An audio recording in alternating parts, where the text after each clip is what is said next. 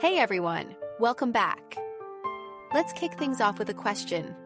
Have you ever felt that overwhelming urge to defend your point of view, even when deep down you suspected you might be off base?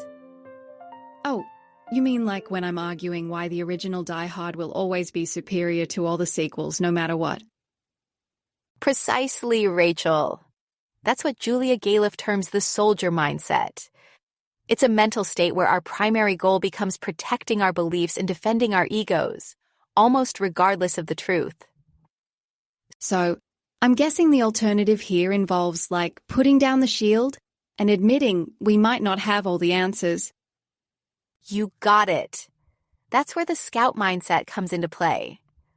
Galef presents it as stepping away from that emotional self-defense and moving towards a space of curiosity and genuine truth-seeking. She argues it's a major upgrade to how we think, empowering us to learn from our mistakes, challenge our own biases, and really listen to different perspectives without feeling threatened. So, it's like ditching a tattered roadmap for a state-of-the-art GPS. Okay, you have my attention. Exactly. Today, we're going to dig into 3 key ideas from her book. First, we'll examine the contrast between that defensive soldier and the inquisitive scout, how these opposing mindsets impact everything, from the choices we make to our relationships. Let me guess. The soldier is the guy insisting the Earth is flat and that Die Hard 5 was a masterpiece, while the scout actually, looks through a telescope. That's one way to describe it. Second, we'll explore the practical tools Galef offers. Things like identifying our own biases, testing the assumptions we make, and using thought experiments to shift our perspectives. So, a whole toolkit of mental exercises to help us drop our ego. Sounds a bit painful, actually. Trust me, the long-term benefits are worth a little discomfort. And lastly, we'll look at the rewards of adopting that scout mindset. Why living with clarity and being open to change leads not just to better decisions, but also to a deeper sense of confidence. Sounds enlightening, if maybe a little scary. Let's see whether trading my trusty mental broadsword for a compass is actually worth it. So, picking up where we left off, let's really dive into the core of these mindsets. The soldier mindset, as Julia Galef describes, is this deeply ingrained drive we all have to defend our beliefs, right? But it's more than just being stubborn. It fulfills a need for emotional security. It's our way of reassuring ourselves. I'm safe, I belong, and my understanding of the world is correct. Which explains why it's so incredibly difficult to shake. It's not merely about disagreeing on facts. It's about defending your very self. It's like your brain is saying, if this belief crumbles, I crumble along with it. Back in the Stone Age, for a clan of cave people trying to rally around a single mission, I can see how that evolutionary drive would have been incredibly helpful. Precisely. Julia Galef emphasizes that this mindset made sense when group survival depended on cohesion and shared beliefs, more than objective truth. In those times, beliefs weren't just intellectual. They were vital signals for staying alive. But now, flash forward to today's world, and we're fiercely debating whether texting haha or LOL is funnier. It's as if we've repurposed those primal instincts for the most trivial things. Exactly. And that's the core message of the book. Galef emphasizes that while the soldier mindset protected us socially and emotionally, it often blinds us to reality. Take the Dreyfus affair, for example. The whole situation wasn't just about bias. It was this systemic, motivated reasoning. The French army had this image to uphold, that they were noble, united, and infallible. So, the idea that they could make a mistake? Unthinkable. Right. And so, when inconvenient evidence surfaced, like, the actual proof not pointing to Dreyfus, the soldier mindset just kicked in. Nope, can't deal with that. Push it aside. Let's keep pushing the story we want to believe. Exactly. And at an institutional level, that soldier mindset can be catastrophic. Galef argues that motivated reasoning turns individuals, and even entire systems, into defenders of the status quo, even if justice and truth are sacrificed in the process. Okay, I get your point. The soldier mindset clearly has its downsides. But let's consider the alternative, the scout mindset. Because it seems to ask us to go against every human instinct. To drop our guard, be open to being wrong, and get this, actively seek evidence that we might be wrong. Doesn't exactly sound like a fun or easy thing. Precisely the beauty of it, Rachel. Julia Galef isn't claiming it's easy. She's saying it's necessary. The scout mindset is all about intellectual humility, curiosity, plus the willingness to update your mental map of the world as new information becomes available. Scouts aren't trying to win. They're trying to truly understand. But when your opinions or self-image are at stake, curiosity doesn't always come naturally. People do love to be right, let's face it. So how does Galef suggest we actually become scouts? One of her most practical tools is the habit of consciously questioning yourself. She proposes this exercise called the outsider test, where you imagine a completely unbiased observer analyzing your beliefs. Would their conclusions match yours, or would they point out your blind spots?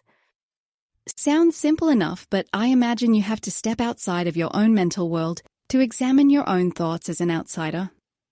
Not what we usually do. True. That's why Galef also explores the underlying mental habits that keep us stuck in soldier mode. Social pressures are a big one. People stand by ideas, whether political, cultural, or personal, not because they've thoughtfully evaluated them, but because dissenting risks their sense of community. Oh, absolutely. How many times have we seen someone bite their tongue in public because challenging the group consensus feels like painting a target on their back? Exactly. And it's that fear of being ostracized that reinforces the soldier's tendency to defend the status quo. But Galef makes the point that switching to scout mode isn't about achieving some idealized Zen-like detachment. It's about recognizing these pressures and being willing to ask, what if I'm wrong? And what could I learn if I admitted it? And I'm guessing this crazy, uncomfortable question comes with some actual advantages. Huge ones. A scout mindset not only helps you discover the truth, but also improves your communication, decision-making, and problem-solving skills. Galef often uses Richard Feynman as an example. His entire ethos was about embracing what you don't know just as much as what you do. That perspective allowed him to uncover scientific truths that others missed, blinded by their own assumptions. So, Feynman was essentially a professional skeptic, of himself as well as the world. Makes sense that it worked for something objective like physics. But how does this apply to regular life, where our emotions and egos are so intertwined? Well, take something like giving feedback. Someone in soldier mode interprets feedback as a personal attack, right? But in scout mode, you can start to view it like adjusting your map to get where you want to go. It's the same with leaders like Abraham Lincoln, who actively sought out opposing viewpoints. By treating disagreement as a source of insight instead of a threat, you build trust and create solutions that take complexity into account. Okay, I'm starting to come around. But as I understand it, Galef's not suggesting the soldier needs to vanish completely. Gotta be some balance, right? Is there room to defend our values, but also stay flexible when the truth demands it? Exactly, Rachel. We're not robots. Julia Galef acknowledges that the soldier mindset will always exist in human life. It's too deeply ingrained. The goal isn't to eradicate it, but to cultivate more scout habits alongside it. Think of it as building mental agility. So, instead of just digging in our heels when challenged, we ask, Why do I believe this? And what would it take to change my mind? Exactly. And the beautiful irony, Rachel? The very act of admitting mistakes and seeking truth often makes us stronger. That's how you develop resilience, trust, and adaptability. All right, I'll reluctantly admit there's a certain freedom in not feeling like you always have to be right. But thinking about how often I engage in debates with that soldier mindset, I'm suddenly picturing myself charging forward with a dull sword. Maybe exchange that sword for a compass? That's the scout mindset, a better map for a brighter journey. So understanding these mindsets really sets the stage for putting the scout mindset into practice, right? What I find so cool is that Julia Galef doesn't just leave us hanging with the theory, soldiers versus scouts.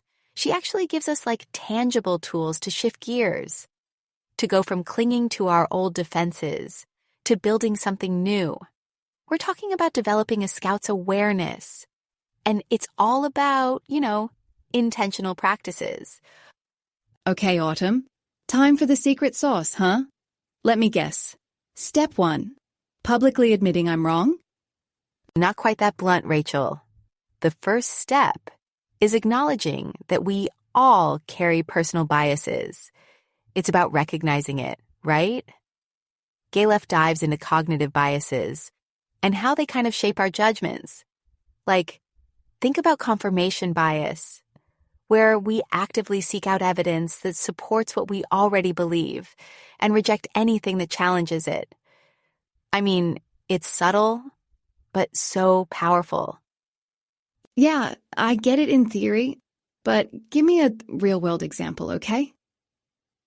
Sure. Galef talks about this tool called the double standard test. Basically, would you apply the same level of scrutiny to your own beliefs as you would to someone else's? And I love this. She brings in Charles Darwin, right? When he published On the Origin of Species. And a prominent zoologist was super critical. Darwin didn't fire back. He literally responded, "I agree with everything you said." Darwin, the original Zen master of science, eh? Wait, was he agreeing just to avoid a fight? Nah, not at all. Darwin genuinely considered those critiques, Hui, because he knew that if there was a flaw in his work, ignoring it wouldn't make it disappear. He embodied intellectual humility. He wasn't trying to win over critics. He was trying to get closer to the truth. That's the scout mindset in action. So instead of, throwing bombs back at criticism, you actually sit with it and ask, hey, what if there's something to this? Sounds difficult. It definitely can be.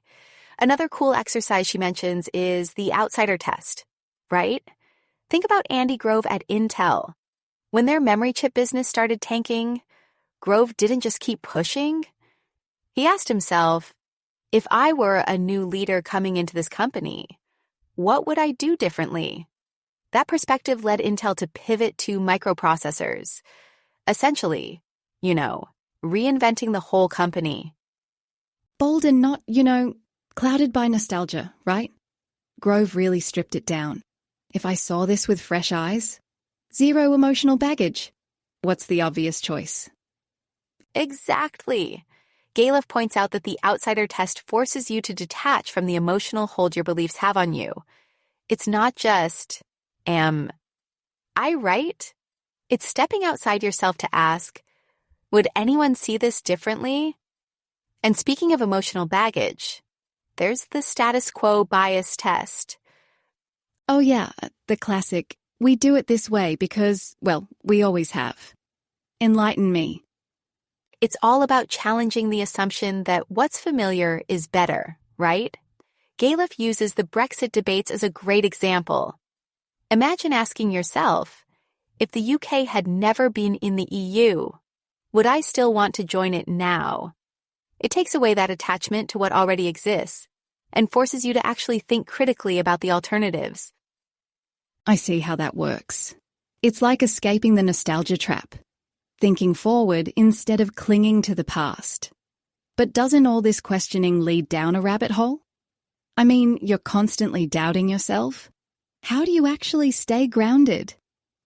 That's where calibration comes in. Another critical piece of the Scout mindset. I quote, calibration means aligning your confidence to the reality of your accuracy. Assessing not just if you're right, but how much certainty you should actually have. Okay, so we're quantifying the squishy stuff. Feelings, beliefs, overconfidence. Got it. Exactly. One of Galef's techniques is the role reversal thought experiment. If the situation were flipped, would you hold the same opinion? Say a politician from your party makes a mistake. Do you kind of gloss over it? Would you judge that same act differently if someone from the other side did it? That's a classic calibration question, revealing partisan bias in action. So it's a way to test. If my biases are, influencing how I weigh the same action, depending on who does it, it's... Absolutely. It forces you to think about how fairly you are approaching information. Calibration can also help you avoid overconfidence, which Galef argues is a form of intellectual flabbiness. Sure, but let's be real. The real challenge is dealing with people who completely disagree with you. That's when all these biases just come roaring back. Totally. Galef proposes structured ways to engage with opposing perspectives, like online spaces that actually cultivate respectful debate. She highlights our femre debates, where feminists and men's rights activists tackle polarizing topics, but with rules. Both sides are expected to fairly articulate the other's views, right? Sounds like a unicorn sighting on the internet. Does it actually work? Surprisingly, yes. Galef shares a story about someone who was skeptical of feminist arguments, specifically around rape culture. But after sincere dialogue, they admitted to actually seeing validity in perspectives they hadn't considered before. The structure made the difference. It wasn't about winning. It was about understanding. So respectful conversation actually broke the usual online flame war cycle. Magic! It shows what happens when the goal is less about defending your tribe and more about, finding common ground. Another cool story is Joshua Harris, the author of I Kissed Dating Goodbye.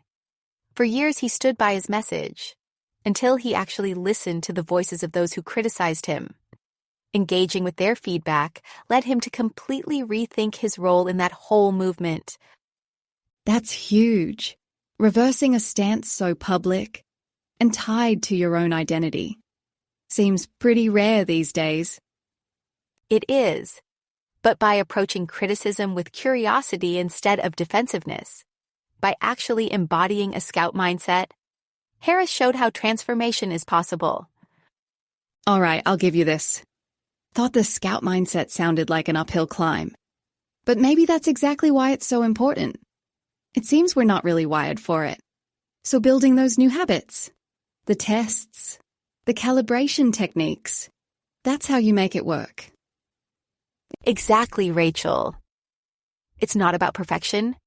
It's about practicing those habits, intentionally softening those defensive instincts, and asking the right questions. Tough, but transformative. Fine, I'll trade in my metaphorical soldier sword for a calibration tool. But let's be honest, it's going to take some effort. So, with these tools under our belt, it's natural to talk about the broader benefits of a Scout mindset. It takes effort, sure, but Julia Galef highlights something fascinating. It's not just about intellectual honesty or better decisions. It offers something deeply personal. Emotional clarity, resilience, stronger relationships, even freedom. Hold on a second. You're saying that actively seeking the truth, which inevitably involves discomfort and admitting you're wrong, actually makes you feel better? That sounds counterintuitive, to say the least. I agree it sounds counterintuitive, but let's break it down. Galef makes the case that facing the truth, even when it's unpleasant, brings clarity to your reality. And that clarity, even if it's difficult, allows you to deal with life more effectively, be it in decision-making, building resilience, or learning from others. Take improved decision-making, for example. If your understanding is based on wishful thinking, you're going to get lost. But if it's grounded in accurate information, well, the path forward becomes clearer, right? So the practical benefit is logical enough. Better information, better outcomes. But you mentioned emotional clarity too. That sounds nice. But doesn't truth-seeking also increase discomfort? It can in the short term. But Galef also points out that it reduces the underlying anxiety of self-deception. Think of Stephen Callahan's survival at sea. He didn't sugarcoat his chances of rescue, nor did he let despair consume him. Instead, he embraced a stark, clear reality, carefully rationing supplies and maintaining his raft. That clarity gave him something to do, instead of getting stuck in emotional paralysis, right? Right, Callahan wasn't exactly trying to positive think his way out of 76 days on a raft. He worked with what he actually had, facing the truth head on. Isn't that kind of resilience pretty rare, though? It is less common, because most people instinctively avoid uncomfortable truths. But remember, resilience is like a muscle. The more you use it, the stronger it gets. Callahan used small strategies, remembering to be grateful for his raft, reminding himself daily, you're doing the best you can. It's a very scout-like approach. Acknowledge the bad, but focus on what you can actively improve. That's how emotional strength develops, by confronting tough realities, not denying them.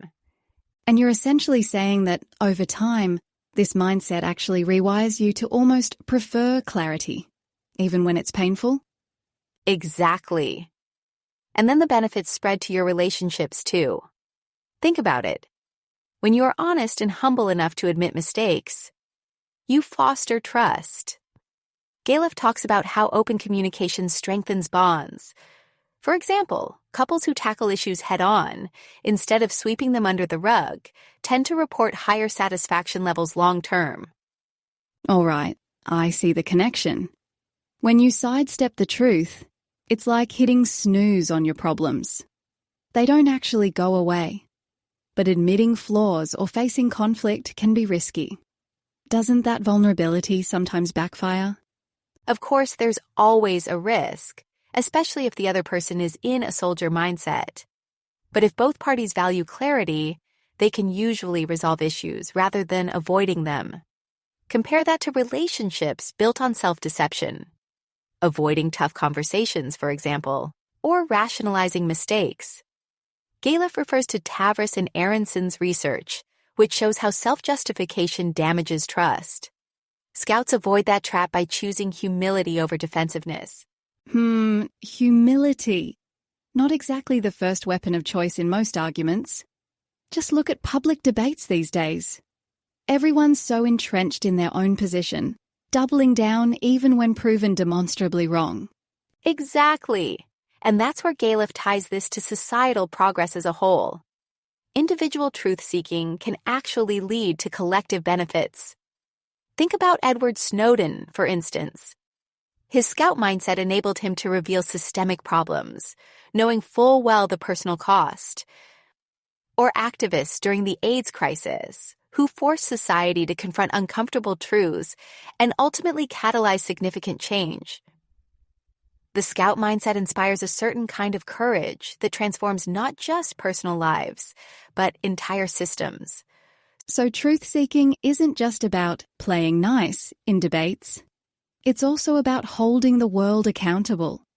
And while most of us aren't Snowdens, I guess these same principles apply to less dramatic situations, like challenging aspects of workplace culture or questioning unfair norms, right? Absolutely. It's about learning to question with integrity, even in small ways. And here's the kicker. the ultimate benefit might just be personal freedom. By facing reality directly, you stop wasting energy on maintaining illusions. Less energy on the charade, and more energy for what actually matters. But doesn't clarity sometimes make things harder? I mean, what if you confront an unpleasant truth and then just get stuck? I think that's a fair point. Galef acknowledges that clarity isn't an instant solution. It's more a process, a journey. However, it does empower you with the information to navigate challenges authentically. By embracing reality, rather than avoiding it, you gain the confidence to act with purpose, even in times of uncertainty. So it's like trading a bit of short-term friction for a long-term payoff. Scout mode might feel grittier at first, but ultimately makes life lighter. Perfectly said. It truly is about liberation. Freedom from the burden of self-deceit. Whether it's better decisions, emotional resilience, or deeper connections, the rewards of truth-seeking make the effort worthwhile. All right. You've convinced me. The next time I'm tempted to dig my heels in on a bad argument, I'll try swapping defend and deflect for explore and reflect. But promise me, it gets easier with practice. It absolutely does, Rachel. And the outcomes? Better relationships, sharper decisions, are proof of how transformative the Scout mindset can be.